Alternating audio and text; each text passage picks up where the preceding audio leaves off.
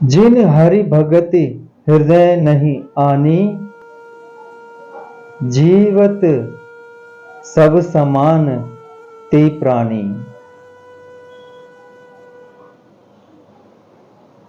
श्री गोस्वामी तुलसीदास जी ने रामचरितमानस में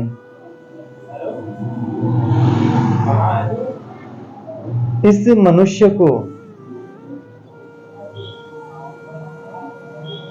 उसकी सत्यता बताते हुए इंगित किया है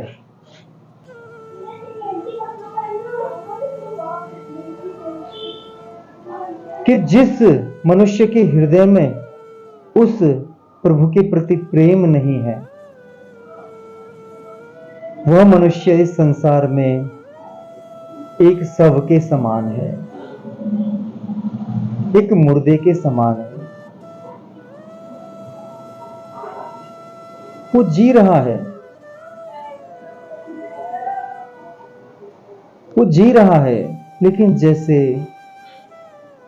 सभी जीव इस पृथ्वी पे विचरण करते हुए जी रहे हैं, वैसे ही वो भी जी रहा है।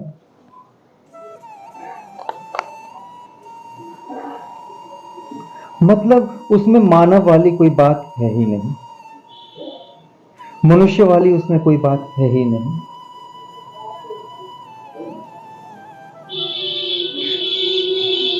इसका मतलब कि मनुष्य का जीवन सार्थक तभी होगा जब उसके जीवन में प्रभु प्रेम उपजेगा। उस परमपिता परमेश्वर के प्रति जब इस हृदय में फूल खिलेंगे, जब ये हृदय उन फूलों से बाग बाग हो जाएगा, तभी जाके ये मानव तन मिलना सार्थक सिद्ध होगा।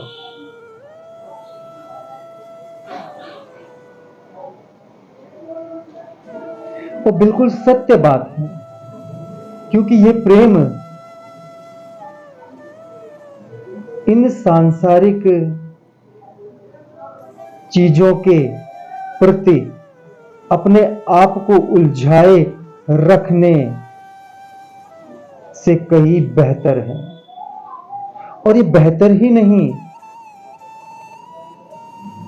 यहीं से ही प्रेम की शुरुआत होती है। कहां से? जहां से प्रभु है। बिना परमात्मा के तो प्रेम भी नहीं। हां, वो अलग बात है कि हमने किसी के साथ अपने आप को जोड़ दिया, लेकिन वो प्रेम नहीं है।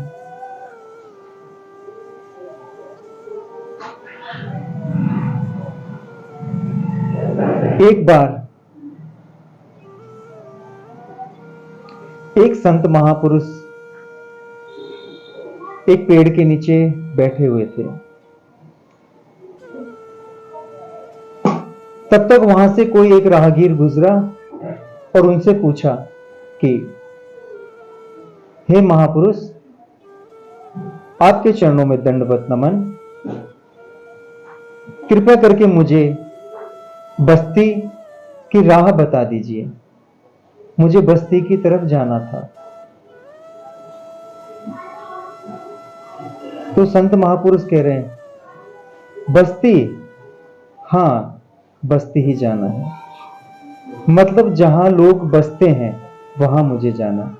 ओ अच्छा, ठीक है, तो एक काम कीजिए, बल यहां से आप सीधे आगे जाइए, वहां से दाएं मुड़िए, फिर आगे एक रास्ता होगा, फिर वहां से आप बाएं मुड़ के आगे जाइएगा, तो वहीं पे थोड़ी देर में आपको बस्ती मिल जाएगी, नजर आएगी।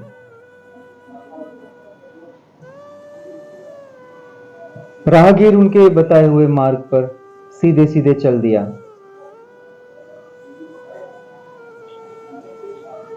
भला भरोसा कर लिया कि संत महापुरुष से गलत थोड़ी बताएंगे, तो चल दिया रास्ते पे। जाते जाते जाते जाते जाते आखिरकार अपनी उस मंजिल पर वो पहुंच गया जहां का उसने पता पूछा था। अब वहां जाकर वो देखता है कि सामने शमशान घाट और वहां तो मुर्दे फूके जा रहे हैं। अब उसको बहुत ज्यादा गुस्सा आया। वो बौखलाते हुए वहां से वापस लौटा गुस्से में, और आते ही संत महापुरुष के पास खरी खोटी सुनाने लगा उन्हें कि एक तो आप साधु संत हैं और ऊपर से ऐसा बेहुदा मजाक मेरे साथ आपने किया, यह आपको शोभा नहीं देता। मैंने आपसे बस्ती का रास्ता पूछा था और आपने मेरे को शमशान घाट भेज दिया।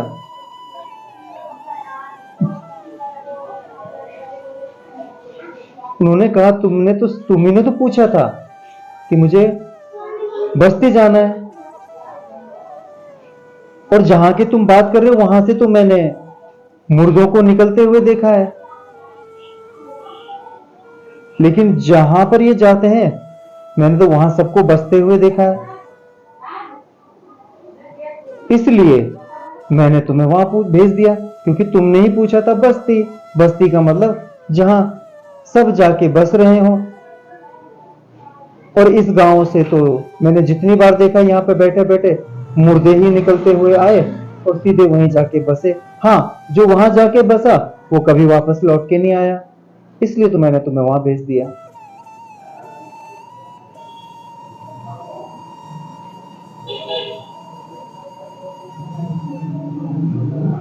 वो संत महापुरुष सतगुरु कबीर साहिब जी थे। हर एक बात संत महापुरुषों की हमें यही समझाती है कि ये जो जीवन है ना, ये कुछ क्षण का है, कुछ पल का है। इस कुछ पल में वो बहुत कुछ आप जान जाओ कि जिस के लिए आप यहां पर आ रखे हो। और अगर इस कुछ पल में भी आपने वो बहुत कुछ नहीं जान पाया तो एक दिन आप भी ऐसे ही जाके वहां बस जाओगे और फिर कभी वापस नहीं आओगे। और अगर कभी आने का मतलब ये नहीं, मतलब जिस रूप में अभी आप हो उस रूप में फिर कभी नहीं आओगे। जो समझ अभी आपके पास है उस समझ में कभी नहीं आ पाओगे। हाँ, उसके बाद बेशक आपका विचरण हो तो वो अलग अलग तन पाकर हो सकता है, चाहे वो कोई जानवर बन जाओ, चाहे वो कोई दोबारा से मानव तन मिले। लेकिन क्या फायदा, क्योंकि हर जगह मौत का डर आपको सताता ही रहेगा, क्योंकि पल पल हमें मौत का डर सताता ही रहता है, पल पल सताता रहता है। ऐसा कोई नहीं है कि जो ये कहे कि मुझे मौत से डर नहीं लगता, पल पल सताता रहता है। तो वो क्या है कि जो आपको इस मौत के डर से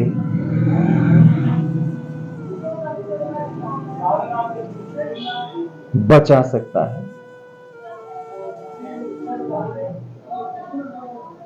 एक ही है, वो है परमपिता परमेश्वर।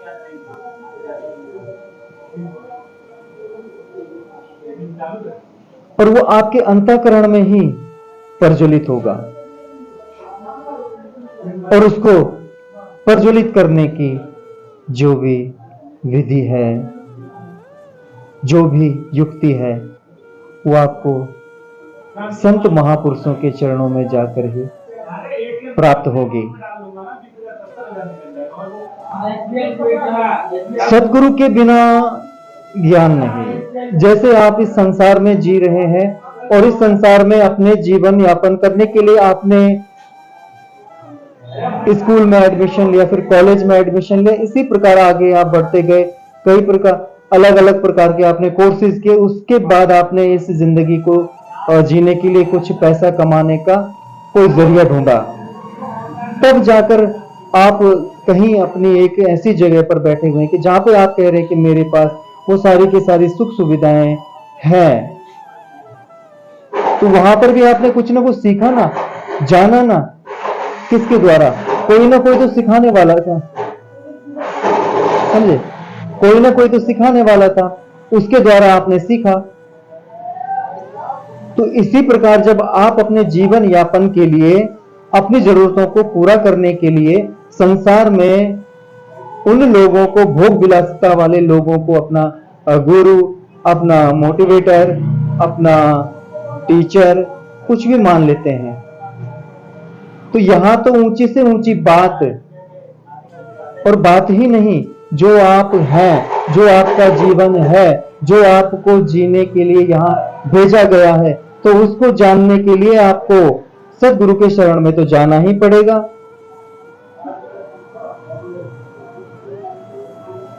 नमन करना ही पड़ेगा, तभी जाके वह ज्योति प्रज्वलित होगी आपके हृदय में, और वो भी सच्चे सदगुरु के शरण में जाना पड़ेगा, जो हकीकत में आपको वो युक्ति बताए कि जिसके द्वारा आप स्वयं में ही उस परम पिता परमेश्वर के दर्शनों को कर सकते हैं।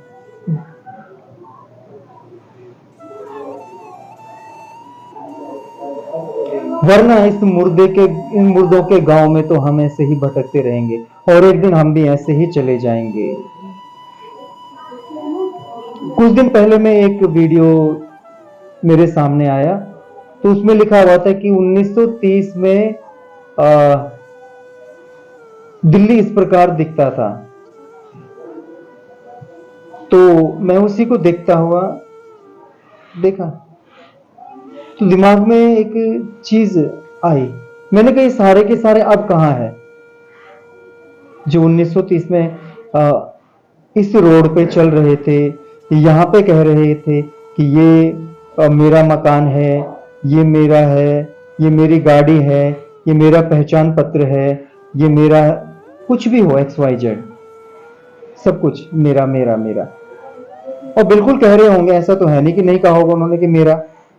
इस मेरे मेरे के चक्कर में तो ये इतनी बड़ी सल्तनत बनी, फिर टूटी, फिर अभी भी बन रही है, और अभी भी टूट रही है। इस मेरे मेरे के चक्कर में तो हो रहा है, और किसके चक्कर में हो रहा है? वो बात अलग है कि मोहरा किसी को भी कोई बना ले कि हम तो आपके लिए लड़ रहे हैं, ठीक है, हम तो आपके हित में लड़ रहे हैं, हम तो आपके लिए शिक्षा चाहते हैं, तो हम तो आपके लिए रोड चाहते हैं, हम तो आपके लिए बिजली चाहते हैं, वो अलग बात है। लेकिन वो सारा का सारा खेल मैं का ही है। क्योंकि दूसरे को मोहरा बनाने से अपनी चाल थोड़ा आसान हो जाती है चलनी, ठीक है। क्यों? क्योंकि अब दूसरे के हित की बात उठ गई है ना। तो उस वीडियो में मैंने देखा कि वो सारे के सारे लोग कहां, और फिर देखा कि अभी मैं इस समय जी रहा हूं, इस समय भी ये सारा का सारा भरा हुआ है। फिर अगर देखा जाए तो आज से 100 साल बाद फिर ये सब कहां होंगे? ना किसी के पहचान पत्र का कोई होगा, ना किसी के ड्राइविंग लाइसेंस का कोई होगा, ना किसी के आधार कार्ड का कोई होगा, कुछ भी नहीं होगा। तो फिर हम क्यों आए हैं यहां? किस लिए आए हैं हम यहां? क्या सिर्फ किन्हीं रजिस्टरों में अपने नाम को दर्ज करवाने के लिए आ रखे हैं बस? या कुछ और ऊंची बात है हमारे जीवन में कि जिसको हम भूले बैठे हुए हैं? नहीं है ना कुछ। इसीलिए उस ऊंचाई को पाना है जो ऊंचाई हमेशा से हमारे में भरी हुई है। बस क्या है कि उससे हम अनभिज्ञ हैं।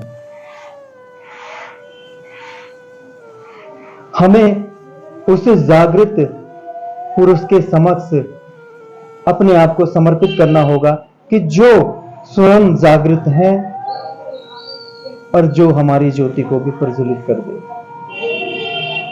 एक बुझे हुए के पास जाकर आप क्या करोगे? अपना दिया बुझा ही दोगे।